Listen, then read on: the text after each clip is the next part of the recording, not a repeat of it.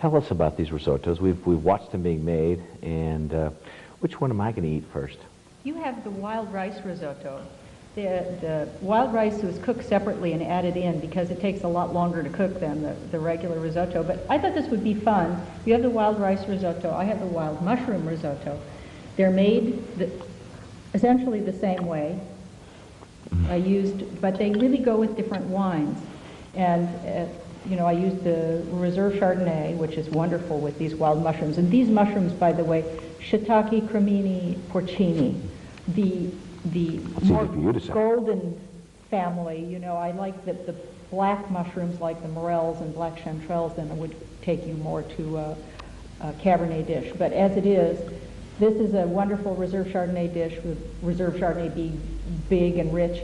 And then this works with the Cabernet because, first of all, the wild rice has some of that earthy, what can I say, the deep, dark flavors that echo those in the Cabernet. And then I added in some carrot and parsnip and onion that also, the root vegetables are really nice with Cabernet. It's a treat for me to be here, ladies and gentlemen, and I am just going to sit here and smile. I have to do a little QC just to make sure before we're going to trade plates here because this is the way I dine when I go out. If you go out to dinner with me, you have to be willing to trade plates because I want to taste everything on the table. This is wonderful. Now this has Cabernet in it, correct? Mm-hmm. And what Cabernet is this? This is the 95 Cabernet. This has just been released, and if you can see it on the table here, this is a new label for us for our classic tier. Really pretty, this black and gold. This is wonderful. And as they say in the business, switch. And one of my favorite wines, and I believe this is the 94 Reserve. Right. You've about done yourself. And I will make a promise to you, ladies and gentlemen, that I will finish these after the show. Mary, these are both wonderful. Cheers. Thank you very much. I don't know which one I like best. I think I like them both. I think just what are you in the mood for today? Both. Both. I can see what's going to happen now, folks. The cookbook has just come out. That's correct. And we are here in January. So just tell us about it. What prompted you to come out with this? You just had so many recipes and so many wonderful things, you needed to share them with people. I think it isn't so much the recipes that I wanted to share. It's really the combining of food and wine. I know very few chefs besides myself who really consciously think about wine when I'm cooking or when I'm creating a dish. And I have, over the years, I've been doing these food and wine pairing tastings here at the winery where I've learned so much. And I found that it's actually simpler. We enthusiasts tend to make it way too complicated. And I found a very simple way that I could teach people how to put food and wine together so that it'll just taste the best possible. And that's what the book is about, and that's what I felt I had worth. So did you go through sections of the book that go with each wine? Exactly. Each chapter is, in fact, a variety of wine. So instead of having a salad and a soup chapter, you have a Chardonnay and a Sauvignon Blanc chapter. And so you can just pick your favorite wine. And I chose the varietals that I think are most commonly enjoyed in this country, which are Sauvignon Blanc, Chardonnay. Blush wines, I think, are very important because they go with a lot of the foods that we love, like Mexican and Asian foods, and spicy Southwestern. And then Pinot Noir, Zinfandel.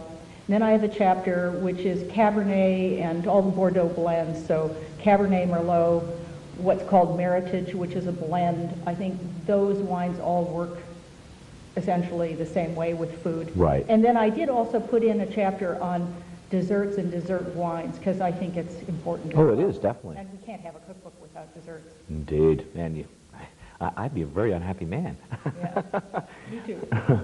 And what we have in front of us is the Reserve Chardonnay, but what we're going to taste next is the crab cakes. And what will we put with that? Actually, crab cakes are one of the dishes that I talk about in the book, chameleon foods or chameleon dishes, because they can work equally well with different wines depending on the preparation or accompaniments. So we're going to get to taste two wines with one dish. Two wines with one dish. Your cup. Woman after my own heart, ladies and gentlemen. Well, this is very special for me because Mary and I have done shows together before, and this is one of my favorite wineries. So let's bring on the food, ladies and gentlemen. All right, ladies and gentlemen, we have two wines, two crab cakes, and two sauces. Right. Ball's in your court, Mary. Okay. Help me out here. All right. Basically, there are some wonderful foods that I call chameleon foods, which work with more than one wine. Sometimes you will just change an ingredient in the dish. In this case, the crab cakes are the same, but I've done two different sauces. For the Sauvignon Blanc, I've made an almost classic French remoulade, except instead of making it out of 100% mayonnaise, I use part sour cream, which lightens it up. Great idea. And I also do not put tarragon in it because tarragon is very sweet, a sweet herb, which doesn't might go so overpower. well with Sauvignon Blanc. Yeah. It conflicts Okay. with the higher acid aspect of the Sauvignon Blanc. And then for the Chardonnay, I made a sun-dried tomato aioli, which is pure mayonnaise with the added richness of sun-dried tomato. And I think just those two differences make the dish go in one direction or the other. And this is in the cookbook. This is in the cookbook.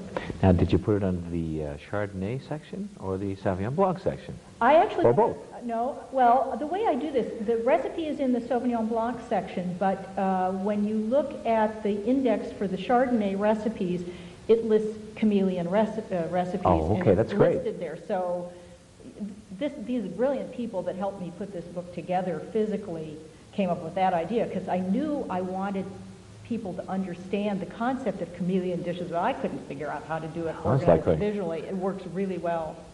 So, and in the book it's also served with the remoulade, and I say, all right, for Chardonnay, if you'd like to serve this with Chardonnay, then do an aioli. Right.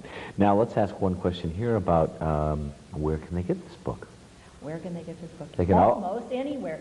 Well, obviously, it's find our bookshops all over the country. It's being sold at Simi Winery like hotcakes, by the way. But crab hotcakes? No, I couldn't resist, ladies and gentlemen. Something like that.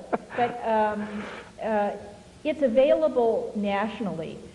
However, since it's a brand new book and I'm a brand new author, if someone wants to buy it, they probably would have to ask a bookstore to order it for them. But bookstores do this all the time. And if that's not possible, they can call the winery and have it. Absolutely. And I'll autograph it. And of course, that's worth at least another 25 cents. Well, you know what? For free. She's being so humble. Humble is not becoming to you. I'll work on it. Okay. Now, I'm going to work on this, yes. And the silence is deafening.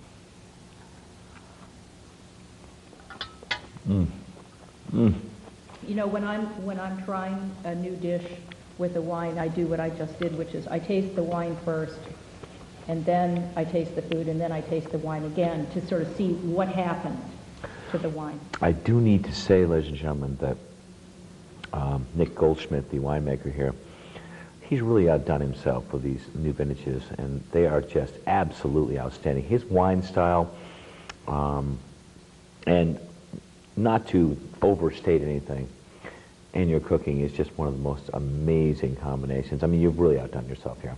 Well, thank you very much. And so is he, but we'll only say that on this show and not on his. Well, I agree. Yeah, you have to watch him. Humble isn't in that department, right? Indeed.